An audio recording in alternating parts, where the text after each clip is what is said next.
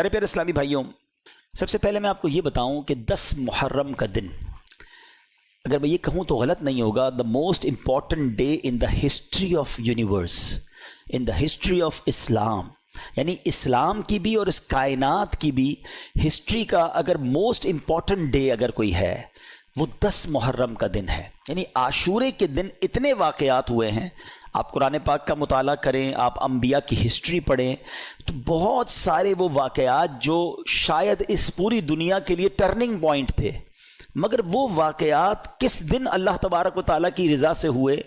وہ 10 محرم کا دن تھا۔ فار ایگزامپل، حضرت آدم علیہ السلام کی جو ولادت ہوئی، وہ یعنی جو پیدائش کی گئی، آپ کو بنایا گیا، تخلیق کی گئی، یہ 10 محرم کا دن تھا۔ اٹ مینز جہاں سے ہیومینٹی اسٹارٹ ہوتی ہے، ہم آدمی کیوں ہیں؟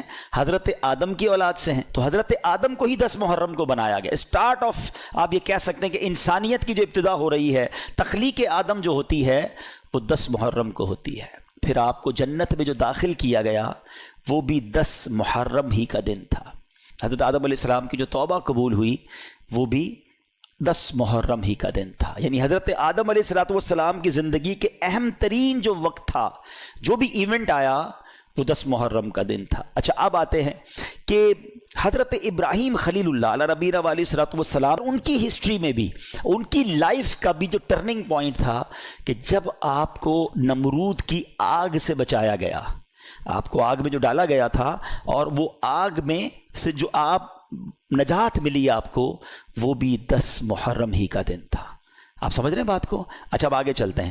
حضرت موسیٰ علیہ السلام، سبحان اللہ، قرآن میں سب سے زیادہ جس نبی کا ذکر ہے وہ حضرت موسیٰ علیہ السلام ہے۔ آپ کی زندگی میں بھی بڑے پیچ و خم ہیں، اور one of the historical history اگر پڑھیں حضرت موسیٰ علیہ السلام کی سیرت کو، عقل حیران ہو جاتی ہے۔ اور کتنی جگہ قرآن نے حضرت موسیٰ کے واقعات کو بیان کیا، بنی اسرائیل کے واقعات کو بیان کیا، مگر سب سے اہم واقعہ اگر کہا جائے کہ جب فرعون سے آپ کو نجات ملی، جو دریائے نیل میں فرعون کو غرق کیا گیا اور بنی اسرائیل کو نجات ملی، یہ آپ کی زندگی کا اہم ترین پوائنٹ تھا، ڈے تھا۔ یہ دن بھی 10 محرم کا دن تھا۔